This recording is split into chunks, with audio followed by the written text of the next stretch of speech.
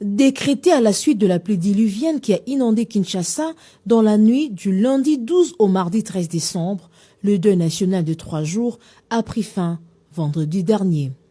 Kinshasa a passé un mardi sombre, des morts enregistrés et plusieurs dégâts matériels causés, laissant des familles dans une douleur insoutenable.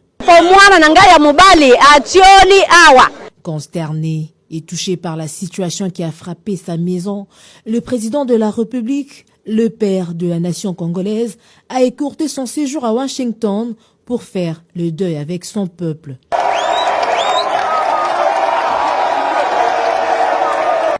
Aussitôt retourné, le couple présidentiel s'est rendu sur la RN1 où la route s'est coupée en deux entre les arrêts Matadi-Kibala et Onvrak. Cette catastrophe naturelle n'a pas du tout été tendre avec un des tronçons poumons de la ville de Kinshasa et les empreintes le témoignent. Plusieurs ménages ont été complètement détruits.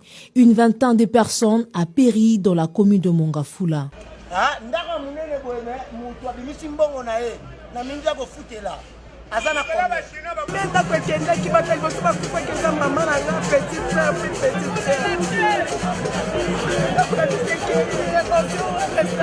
Arrivé sur le lieu du sinistre, le couple présidentiel s'est rendu compte de l'évolution des travaux de réhabilitation et a palpé les difficultés que traversent les habitants de ce coin. Après les explications techniques fournies par le directeur général de l'Agence congolaise des grands travaux, le couple présidentiel, accompagné des autorités de la ville et quelques membres du gouvernement, a fait la marche jusqu'au quartier Salongo où il a été creusé provisoirement un bassin de rétention en vue de canaliser les eaux des pluies. Avant de quitter le lieu, le président de la République, Félix Antoine Tshisekedi Tshilombo, a échangé avec quelques victimes. Sur le champ, quelques-unes ont été prises en charge et rassurées.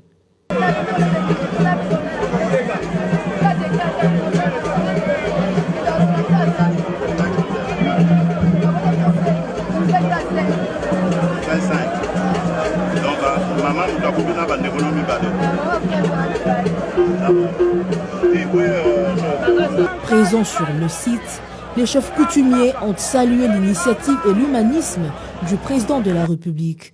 Ils ont promis leur implication totale dans les travaux de réhabilitation de la RN1 et de lutte contre l'érosion de Matadi-Kibala.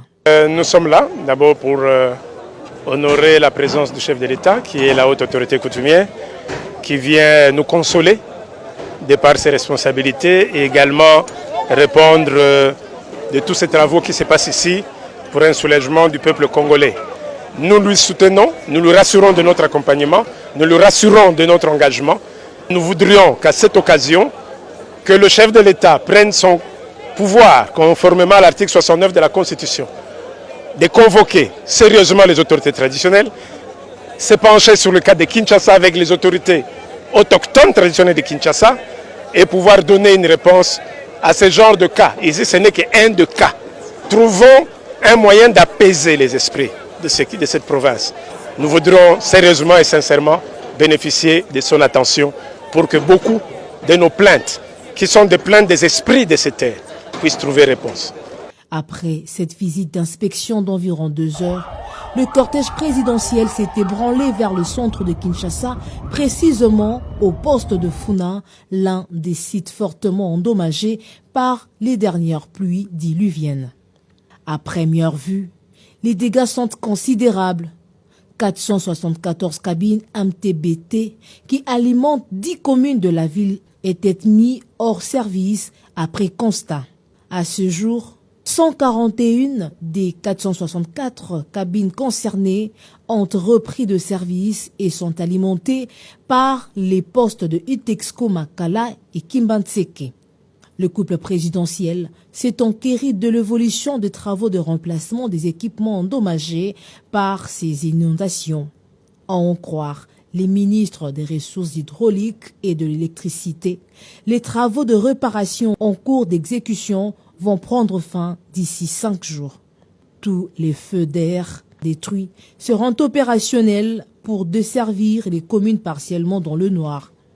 Oui, donc le chef de l'État a pris de son temps précieux pour venir voir le poste de Funa.